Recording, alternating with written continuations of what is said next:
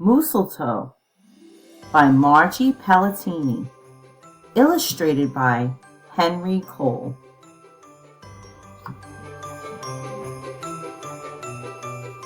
"'Twas the season, and Moose was merry. He joyfully tickled the ivories with a tuneful of tidings and a flurry of fa-la-las. He was so full of ho-ho-hos, even his moustache had the holiday spirit. He wasted not one merry minute. Moose got moving and put some hustle into the holiday bustle. He went to work. He wrote cards and letters till his hooves hurt. Check. He shopped till he dropped. Check. He hauled home boxes and bags and presents galore. Moose had gifts for everyone stacked from ceiling to floor. Check, check, check. Then he wrapped yo, yo, yo, and he ribboned ho, ho, ho. And on each and every package he tied a big, beautiful bow. Check and double check. So far, so simple, so easy, so perfectly perfect. Another look at the list, and Moose headed for the kitchen. He pulled out the pots and pans and bowls, sifted through stacks and racks of cookbooks. He whisked with his left, spooned with his right. Moose baked tons and tins of cookies. Check. Dozens of cakes, breads, and sweets. Check, check, check. He made jellies, sticky jams.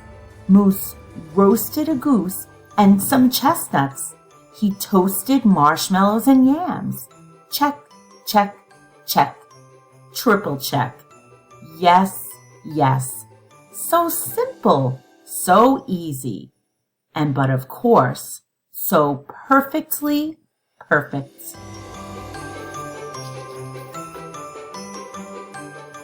Last but not least, he hung all the stockings, each and every one with special care. And just in time, too. Soon, Santa would be there.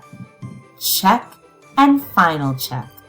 Yes, sirree, getting ready for Christmas was an absolute snap. And so simple, so easy. And if he did say so himself, Moose thought totally, utterly, completely, perfectly perfect. On that night before Christmas, Mother, Sissy, Bucky, and Junior looked all through the house. What a job Moose had done! Everything looked bountiful, festive, quite fine indeed. There was just one minor problem, if you will. "Oh dear," sighed the missus, as the five stared at one empty corner. "Oh my, oh me, oh gee! Pop! What happened?" cried Junior. "You forgot the tree!" Oops! Where would they hang the tinsel, string the popcorn, light the lights? Where would Santa leave his gifts for the kiddies on Christmas Eve night? So Moose pulled on his galoshes and put on his hat. He would find a tree somewhere, somehow. And that's all there was to that. So out went Moose, braving blustery, blowing winds and the cold, trudging through the snowdrifts, courageous and bold. Moose first hoofed it down to the corner. Not a tree to be had. Then He slid around the block. Uh-oh, things were looking bad. He went down every boulevard, street, and little road. He looked down lanes and alleys. Every tree had been sold. There wasn't a branch, not a twig, not even one lousy bolus bough hanging around. Nope, nada, nothing, not a tree to be found. No tree, sighed a sad moose as he came home empty-handed that snowy eve. The kids tried to make the best of it. They said, "Oh, so who needs a tree?" But Moose could plainly see they were short on glee.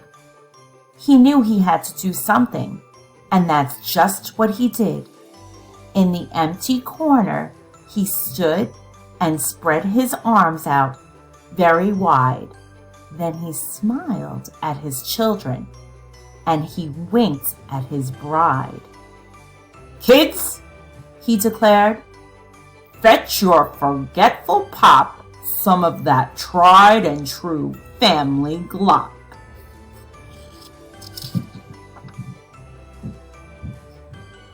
So back came the kids, carrying a big pot of glue, and without a word to one another, they knew just what to do.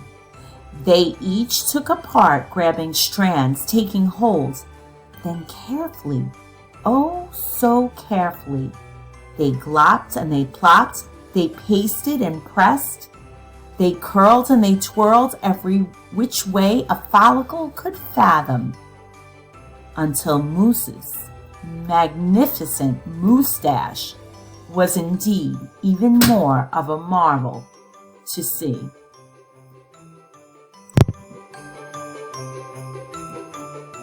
Moose was just a few needles shy of being an evergreen tree. They strung Moose with lights from his head to his toes, and draped him with tinsel beginning right with his nose. They hung balls that were shiny, and bells that twinkled, candy canes, berries, and plums sugared sprinkled. Then they all stood back. Junior plugged in his pop. Ooh! Ah! Yes, Moose was truly one incredible sight. He was glorious and glowing, and boy, oh boy, was he ever bright. Then Junior placed a star on top of Moose's head. He gave him a kiss and a pat, and they all headed off to bed. Except Moose, of course. He stayed in the corner instead, still twinkling and blinking and waiting for Santa. Oh, so it wasn't so simple, and it wasn't so easy, and okay, it wasn't so perfectly perfect. But do you know what? It was pretty close. Ho, ho, ho.